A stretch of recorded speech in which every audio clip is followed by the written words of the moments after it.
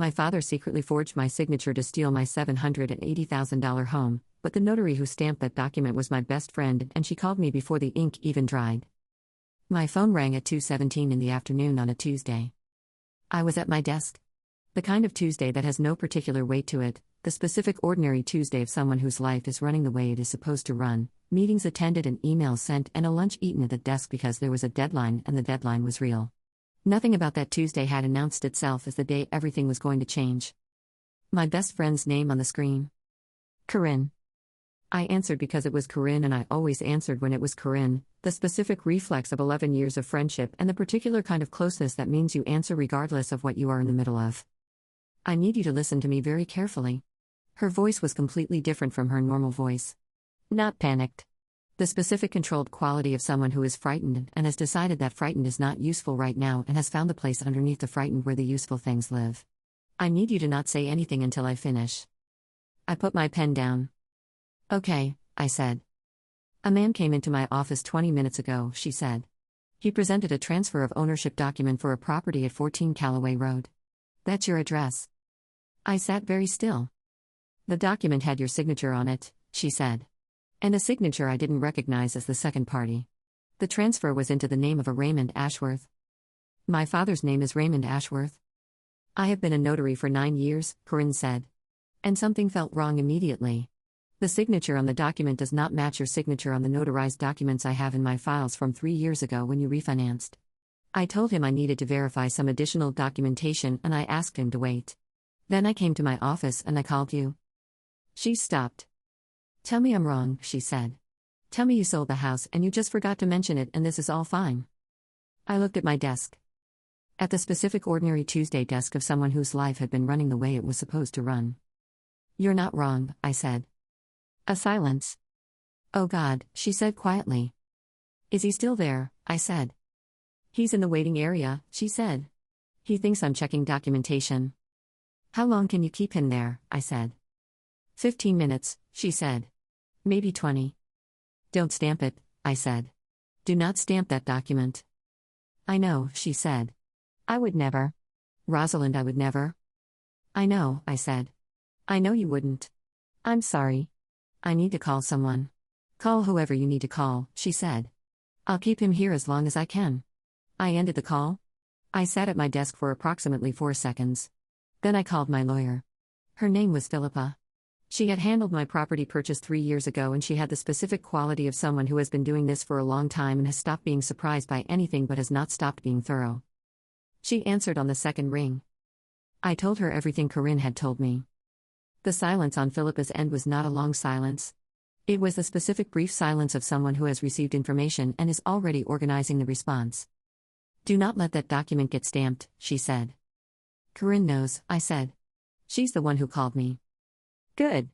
The sound of Philippa already doing something, keys or papers or the specific productive noise of someone who is moving while they talk. I'm calling a contact at the county recorder's office right now. If he gets out of that building and gets to a different notary, we want to have a flag on that property already. A pause. And Rosalind? Yes, I said. Call the police, she said. Not after. Now. While he's still in the building? I called the police. Then I sat at my desk. My father's name is Raymond Ashworth. He is 64 years old.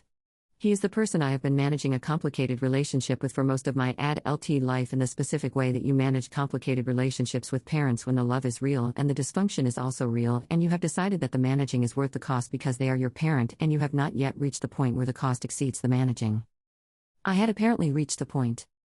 My name is Rosalind. I am 38 years old. I own a house at 14 Callaway Road that I purchased 3 years ago for $780,000, which I know is an amount that produces a specific response in people when they hear it, the particular recalibration of someone who is updating their understanding of who you are and what you have. I had not come from money. I want to be clear about that because it matters to the story. Raymond had not funded the house. Not a dollar of it. Not the down payment. Not the legal fees. Not the moving costs. Not the years of saving that had preceded the purchase. I had done all of it myself. Through work that had started at 22 in a graduate program and had continued through 14 years of the specific focused application of someone who had decided what they wanted and had organized their life around wanting it correctly. Raymond had watched me build it. He had been present for most of it in the peripheral way of a parent who is interested in their child's success in the specific way of someone who is also interested in what the success might eventually mean for them. I had not seen it clearly for a long time. Looking back, I could see it clearly. The comments that had started when I bought the house. Small ones first. Questions about whether I had considered putting it in both our names for tax purposes. A suggestion that he help manage the property and reduce his contribution from the equity. The specific language of someone who is circling a thing and has not yet decided how directly to reach for it. I had deflected. Each time. Not because I understood fully what I was deflecting. Because something in me had been uncomfortable with the direction of the questions, and I had changed the subject and filed the discomfort and moved on. Filed. I had filed it. And then he had forged my signature and tried to transfer $780,000 of property into his own name, and Corrine had called me before the ink dried. The police arrived at Corrine's notary office 14 minutes after my call. Raymond was still in the waiting area. I know this because Corrine texted me a single word at 2:41. Here. And then 7 minutes later. Done. Done meant he had been taken in for questioning. I sat at my desk until 4:30. Then I drove to Corrine's office. She was at her desk when I arrived. The waiting area was empty. The office had the specific quality of a space where something significant had happened and the significance was still in the air. She stood up when I came in. She crossed the room and she hugged me with the specific hug of someone who has been holding something since 2:17 and is finally putting it down. I let her hold on. The document, I said into her shoulder. Shredded, she said. After the police photographed it. I pulled back. I looked at her. Corrine was 40 years old and she had a specific quality that I had loved about her for 11 years, the quality of someone who is entirely themselves in every room they walk into, who does not perform versions of themselves for different audiences. She had dark circles under her eyes that had not been there this morning. You recognize my signature, I said. 3 years ago when you refinanced, she said. I notarized those documents.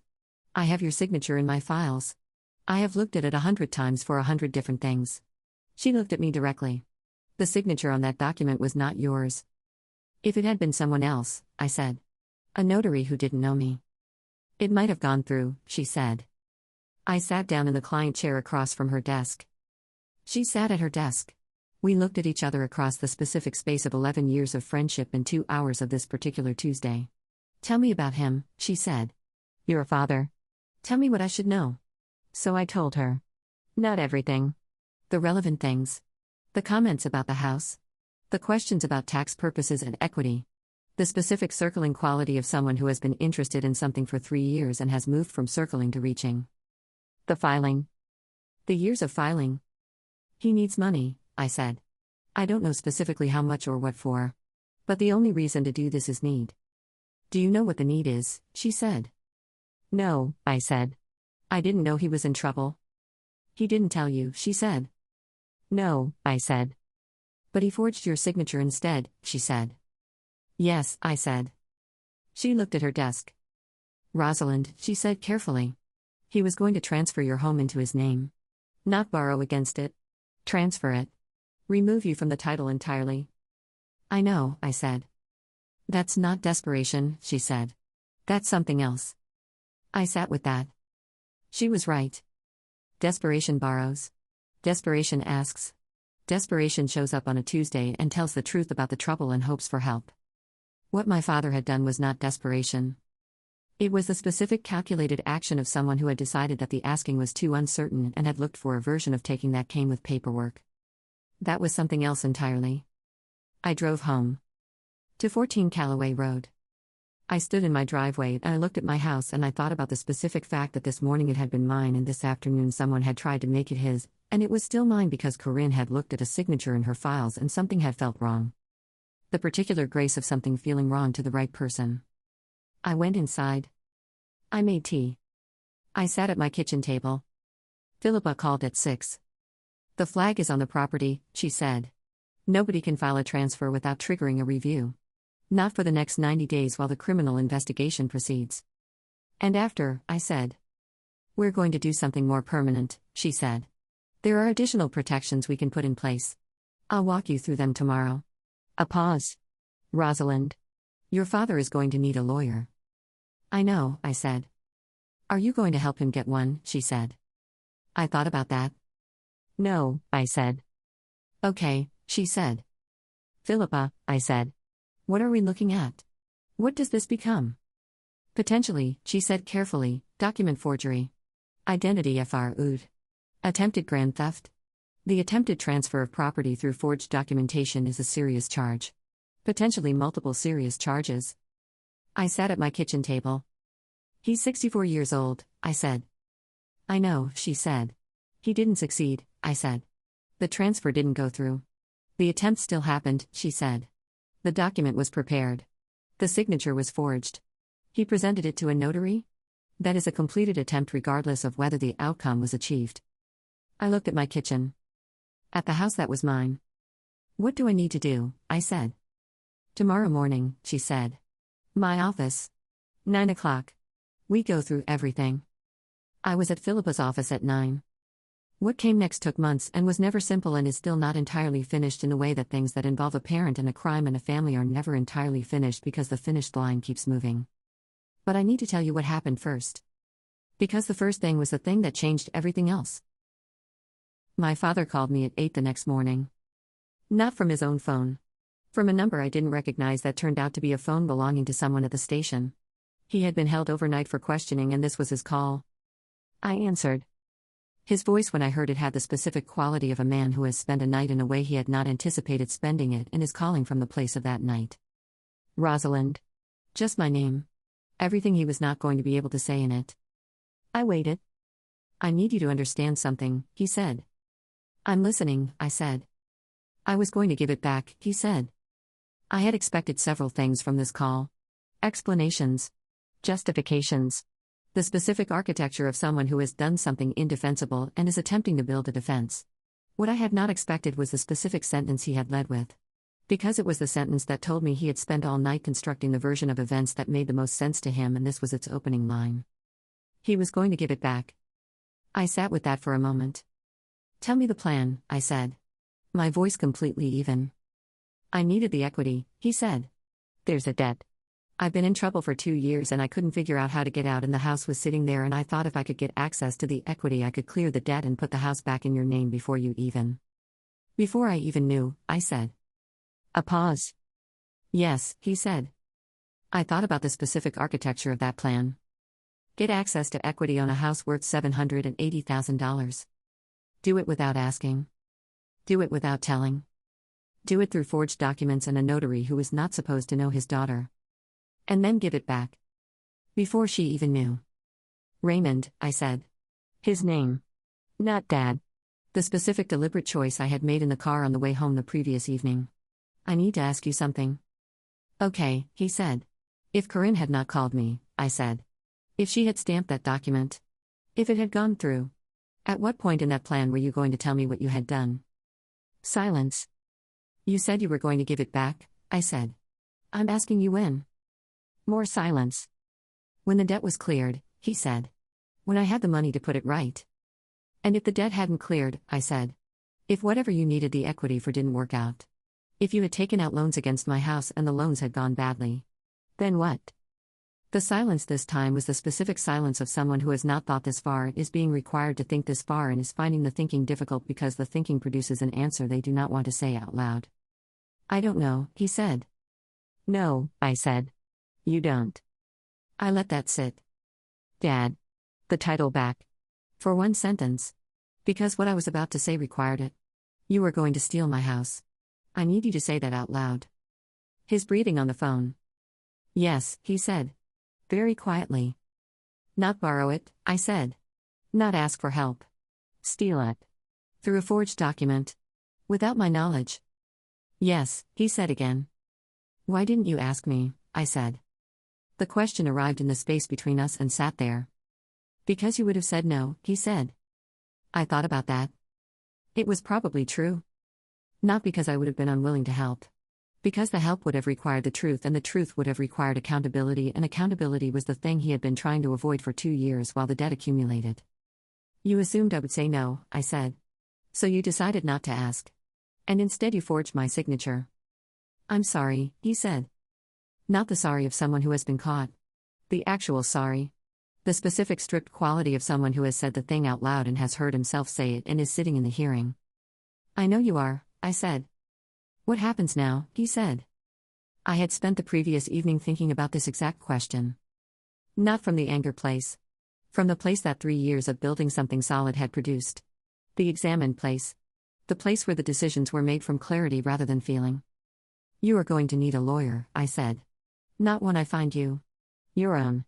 Because what you did has legal consequences, and those consequences are going to proceed regardless of what I do or don't do, because Corrine called the police and the document was photographed and the attempt is on record. Rosalind. I'm not finished, I said. I am not going to advocate for you in this process. I'm not going to call the detective and ask for leniency. I'm not going to use whatever I have to reduce what happens to you. This is going to run its course. Silence. But, I said. He was very still on the other end. Tell me about the debt, I said. The real version. The actual numbers. Not the version you construct for people you're trying to manage. The actual thing. A long pause. He told me. It took 20 minutes and it arrived in the specific form of something that has been compressed and managed and withheld for 2 years and is now releasing all at once. Not organized. In the order that things come when someone has stopped managing them. The numbers were serious. Not insurmountable. But serious. A business that had failed 18 months ago. Loans that had been taken to try to save it. The loans compounding in the specific way that loans compound when they are not addressed. The particular accumulating weight of 2 years of not telling anyone. When he finished, I was quiet for a moment. You needed help, I said. Yes, he said. You needed it 2 years ago, I said. Yes, he said. And instead of asking for it, you let it grow for 2 years and then you forged my signature, I said. Yes, he said. Okay, I said. He waited. I'm going to send you the name of a financial advisor, I said. Independent. Good. She has helped people in situations like this. Not your situation specifically, but the structure of it. Debt that has compounded past what feels manageable. I paused. There are options. There are always more options than people in the middle of something like this can see. Why are you doing this? He said. I thought about the honest answer. Because you are my father, I said. And because you needed help 2 years ago and you didn't ask for it, and that matters. The asking matters, and you didn't do it, and instead you did something that has very serious consequences, and those consequences are going to happen. I paused. But the debt is a separate thing from the document. And the debt is solvable. After everything, he said. You're still going to help with the debt. With information, I said. Not with money. Not directly. With the name of someone who knows what to do. He was quiet. There's a difference, I said. Between what you did and what you needed. You needed help. What you did was try to take something that wasn't yours. The help is still available. The taking had consequences, and those consequences are yours to live with. I met with Philippa at 9. She walked me through the additional property protections. Things that could be put in place to make a repeat attempt technically impossible. New documentation structures. Specific flags with a county recorder that would require in-person verification for any future transfer. We were in her office for 2 hours. When we finished, she looked at me over her glasses. How are you? She said. Working on it, I said. The financial advisor referral, she said. That was kind. It was separate, I said. The debt is separate from what he did. Most people wouldn't make that distinction, she said. Most people haven't spent 3 years building something from scratch, I said. You understand what it costs to build something. The building is what I know. The debt is buildable out of. What he did to the document is different. She nodded. Yes, she said. It is. The criminal process took 11 months. Document forgery. Identity FRU'd. The charges were real and the process was real and ran its course regardless of what I did or didn't do, because I had told him the truth. It was going to run. He received a suspended sentence and a significant fine and 3 years of probation. The fine was part of what required addressing the debt. The financial advisor helped him structure a repayment plan. Not simple. Not fast. But workable. The specific workable of something that has been looked at honestly by someone who knows what honest looks like. Corrine came to my house the weekend after everything concluded. We sat in my kitchen. She had the specific quality she always had, entirely herself, no performance. 11 years, she said. And I've never stamped something I wasn't sure of. I know, I said. The signature, she said. I see it so clearly in my head. The loop on the S. The way you bring the line back at the end. He got the general shape. He didn't get the specific details. You got the specific details, I said. 11 years, she said again. I looked at my friend. At the woman who had called me at 2:17 on a Tuesday when everything was ordinary. Corrine, I said. You saved my house. She looked at me. You earned your house, she said.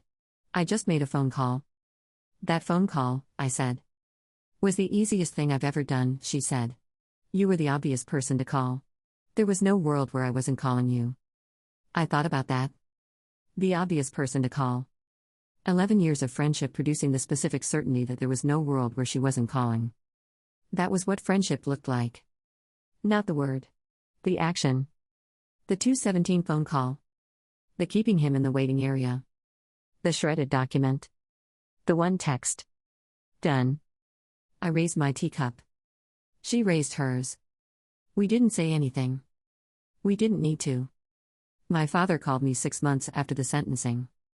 His voice was different from the station phone call. Not the compressed 2-year wait. Something lighter and more careful at the same time.